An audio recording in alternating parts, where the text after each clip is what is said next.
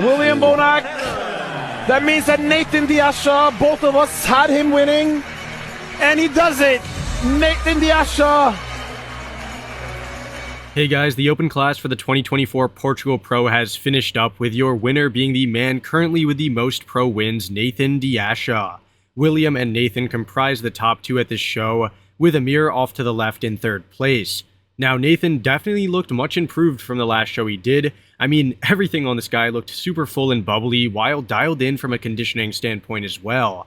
Bonac looked sharp as nails and more detailed than Nathan in certain poses, so let's break down the poses to see if Bonac was robbed or if Nathan rightfully won. The front double is a flawed pose for both Nathan and Bonac, since both have visible injuries, while Amir actually looks the cleanest.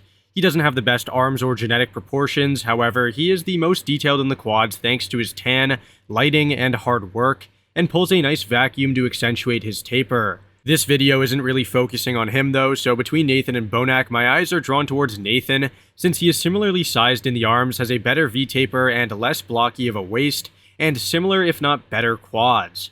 I'm not the biggest fan of his midsection, leg positioning, or asymmetrical arms. However, his structure, shape, and fullness are all better than Bonac's. That said, Bonac's incredibly detailed physique doesn't go unnoticed, however his wider waist, smaller lats, and less defined quads all hold him back. He doesn't look as full as he did in his last showing, nor as separated in the quads. To be fair, the lighting at the show is absolutely terrible and washes out their physiques. I mean, who really thought it was smart to use an orangey red background? The front lat spread is a Nathan Diasha pose, hands down. He is fuller in the chest, arms, and delts than the other two, has similar quad separation to Amir and arguably more size than Bonac, and his midsection, while unaesthetically long, is undeniably the thinnest. Nobody has really good lats though, with Bonac's being withered away, Nathan's being extremely highly inserted, and Amir's being about average. I'd probably have Amir even beating Bonac in this pose, since he has a far better structure, better leg separation, superior lats, and a thicker chest. All Bonac has going for him is the stellar upper body conditioning along with his leg size. However, his shape is far from the best. Never really a good pose for him, especially when going up against guys with better frames. In the side chest, I'd say that it's not a domination for any one competitor. Once again, Nathan is the fullest, especially in the chest, arm, and delt, and has the best side quad. He is, however, the least detailed in areas like the side leg and doesn't seem to have the same striations of the far pec that the others have. Bonac is easily the most detailed, having incredible condition from head to toe, the best hamstring drop and side leg definition, and a pretty decent flow as well. He is the weakest in the chest and midsection, having a flatter looking chest and a wider waist. Amir is decent, good middle ground I'd say, good shape, solid condition, but not a tremendous amount of size relative to his kind of larger frame. This one definitely comes down to Bonac versus Nathan being a battle of razor-sharp conditioning against fullness and shape. Personally, I'd pick Nathan since he really only has one flaw being conditioning, while Bonac isn't the most shapely nor the most dense in the upper body. The rear double is normally where Bonac solidifies himself as a top contender, and he's definitely showcasing some very good development. That being said, his back looks narrower than ever, and the terrible lighting obscures any details in that lower back.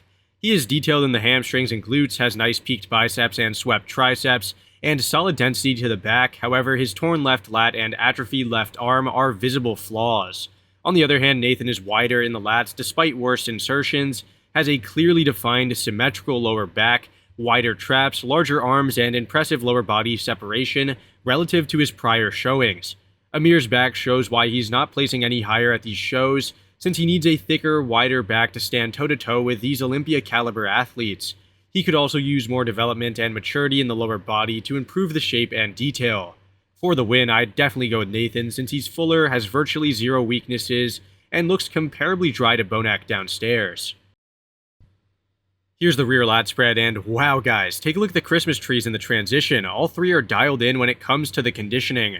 Anyways, I think that a very similar situation unfolds in this pose as in the last one, with Nathan winning the pose. He is the widest in the lats, the thickest in the lower back, and has an incredibly dry, rugged-looking set of hamstrings and glutes. Things are a bit different when looking at Amir and Bonac, since Amir is clearly less flawed when it comes to the tears and injuries, is similar in the width of the back, and has solid conditioning. Bonac is undeniably thicker in the traps, probably in the lower back as well, and has a drier lower body but doesn't have that shape.